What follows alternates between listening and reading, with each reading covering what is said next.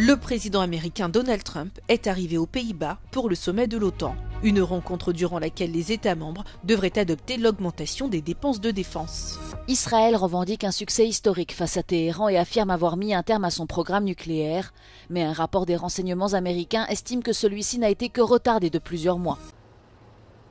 Il est arrivé ce mardi aux Pays-Bas. Le président américain Donald Trump a été reçu au Palais Royal où il séjourne dans le cadre du sommet de l'OTAN les 24 et 25 juin. Donald Trump a pris part au dîner organisé en l'honneur des 32 pays membres actuellement réunis dans la capitale administrative néerlandaise. L'occasion pour le roi William Alexander de revenir sur un sujet majeur pour l'Alliance. Mr. President, it means so much to us to welcome you in our home tonight. We cherish the bonds of friendship that will always unite our nations.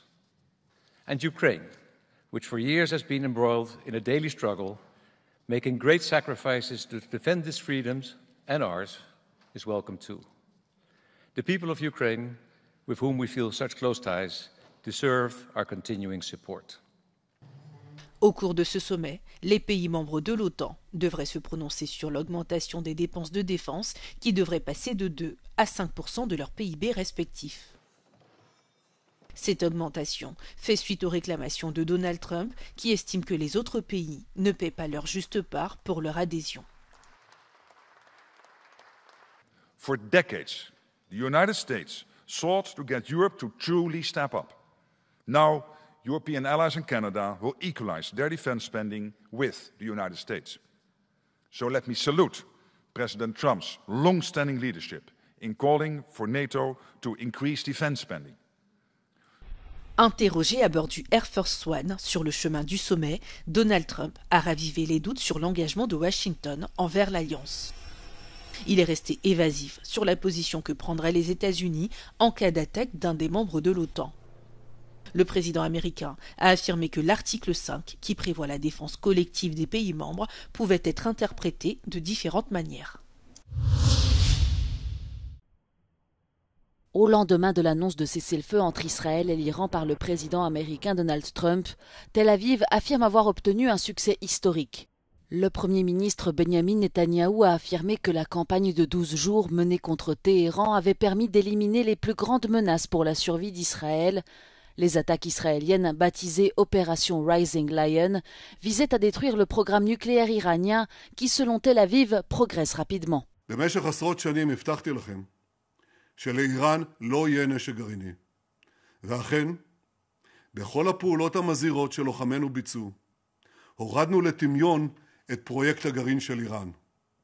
ואם מישהו באיראן ינסה לשקם את הפרויקט הזה, נפעל באותה נחישות, באותה עוצמה, לגדוע כל ניסיון כזה.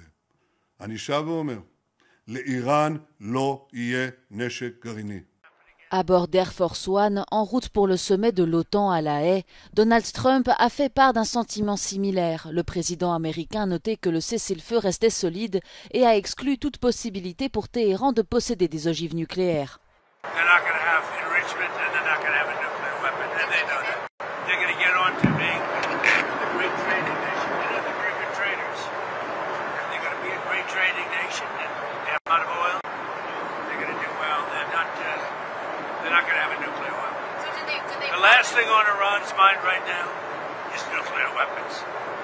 Un rapport des services de renseignements américains publié mardi suggère toutefois que les frappes américaines sur l'Iran n'ont fait que retarder son programme nucléaire de quelques mois. Le document indique également qu'une partie de l'uranium hautement enrichi de Téhéran a été déplacée vers d'autres sites secrets et que les centrifugeuses utilisées pour enrichir cet uranium sont restées en grande partie intactes. Un contraste frappant par rapport aux remarques faites par le président américain samedi soir lorsqu'il a déclaré que Washington avait complètement détruit le programme nucléaire iranien.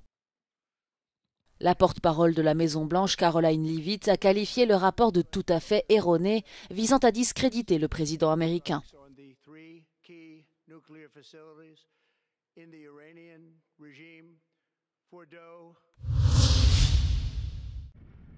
102 ressortissants français ont été évacués d'Israël ce mardi à bord d'un avion militaire français. Les passagers ont d'abord fait escale dans la ville chypriote de Larnaca, où ils ont passé la nuit avant d'être transportés par avion vers la capitale française, Paris, ce mercredi. Certains étaient bloqués en Israël depuis plus de 2 semaines après le déclenchement inattendu des hostilités entre Israël et l'Iran. L'ambassadeur de France à Chypre a ajouté que d'autres évacués français devraient arriver sur l'île mercredi dans la journée. De son côté, l'Indonésie affirme avoir réussi à évacuer 96 de ses ressortissants d'Iran. Le ministère des Affaires étrangères précise que 93 civils et 3 membres du personnel de l'ambassade ont quitté le pays par voie terrestre via l'Azerbaïdjan. 11 Indonésiens sont arrivés à Jakarta à bord d'un vol de Turkish Airlines dans la nuit de mardi à mercredi. 29 autres devraient arriver mercredi à bord de 3 vols en provenance de Bakou. Jakarta affirme que 386 citoyens indonésiens sont encore en Iran, dont beaucoup d'étudiants, et qu'il est prévu de les évacuer dans les prochains jours. Les évacuations depuis l'Iran sont devenues de plus en plus difficiles après l'annulation de plusieurs vols prévus à la suite de la fermeture de l'espace aérien qatari. Au moins 25 personnes ont été tuées après que les troupes israéliennes ont tiré sur une foule de Palestiniens qui attendaient des camions d'aide dans le centre de Gaza ce mardi. Tsahal n'a pas encore commenté l'incident. Le Bureau des droits de l'homme des Nations Unies a vivement critiqué l'armée israélienne et a déclaré que la militarisation de la nourriture à Gaza constituait un crime de guerre. Le directeur de l'UNRWA, l'agence des Nations Unies pour les réfugiés palestiniens, s'est également exprimé mardi, qualifiant le mécanisme d'aide de piège mortel. The newly created so-called aid mechanism is an abomination that humiliates and degrades desperate people. It is a death trap costing more lives than it saves. Humanitarian principles need to be reinstated. Selon un rapport des Nations Unies, au moins 410 personnes ont été tuées depuis que la Fondation humanitaire de Gaza, la GHF, soutenue par les États-Unis, a commencé à fonctionner à la fin du mois de mai. Les forces israéliennes ont été accusées à plusieurs reprises d'ouvrir le feu sur des foules ayant désespérément besoin de nourriture. L'armée a déclaré avoir tiré des coups de semonce sur des personnes qu'elle considérait comme s'étant approchées de ses forces, je cite, d'une manière suspecte. Le Bureau des droits de l'homme des Nations Unies a demandé qu'une enquête urgente et impartiale soit menée sur chacun des meurtres et a exhorté Israël à autoriser l'entrée de nourriture et d'aide dans la bande de Gaza.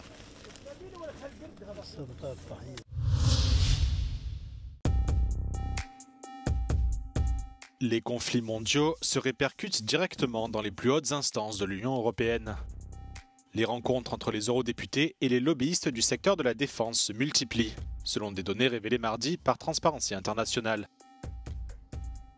Depuis juin 2024, les chercheurs ont enregistré un total de 197 réunions entre des élus et des entreprises de défense, des consultants ou des organisations commerciales. C'est déjà près de 3 fois plus que pendant tout le mandat précédent du Parlement européen, durant lequel seulement 78 rencontres de ce type ont eu lieu. Les eurodéputés et rapporteurs allemands ont été les plus engagés dans les discussions sur la défense, avec un nombre record de 55 réunions. La Bulgarie arrive en 2e position avec 19 rencontres, suivie de l'Espagne, de la Finlande, de l'Italie et du Danemark. Les grands fabricants de matériel de défense ont commencé à augmenter leur budget de lobbying auprès de l'UE suite au lancement de l'invasion russe de l'Ukraine. Collectivement, les 7 principales entreprises de défense européennes ont dépensé environ 5,5 millions d'euros en 2023, soit une augmentation de 34% par rapport à l'année précédente. Airbus a été le plus gros dépensier, avec près de 2 millions d'euros consacrés au lobbying en 2023.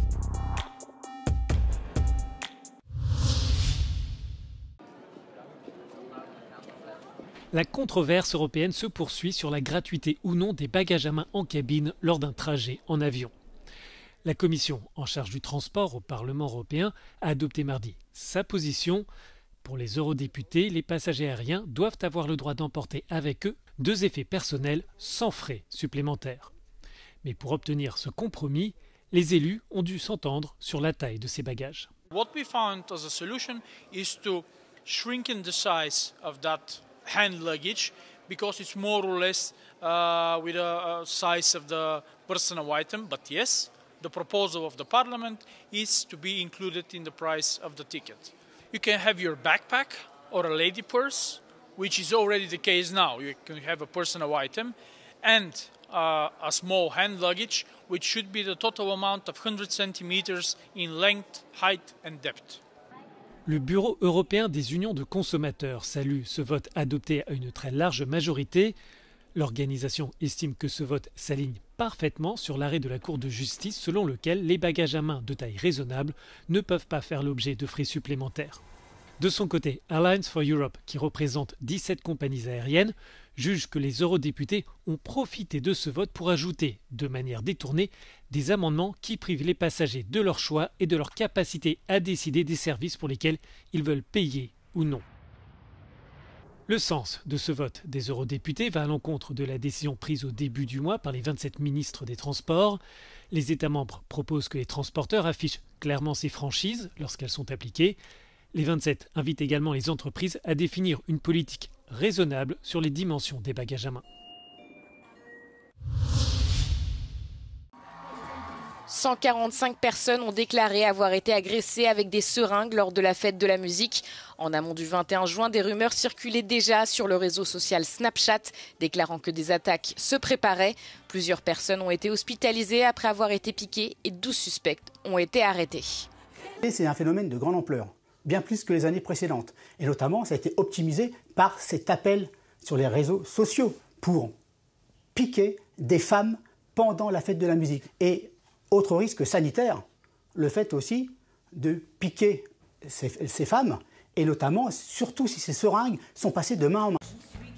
Les autorités n'ont pas encore précisé s'il s'agissait de seringues contenant des drogues du viol, telles que le Rohypnol ou le GHB. Le ministère français de l'Intérieur a déclaré qu'il prenait cet incident très au sérieux et qu'une enquête était en cours. En 2022, déjà, une vague d'agressions à la seringue avait frappé les boîtes de nuit françaises.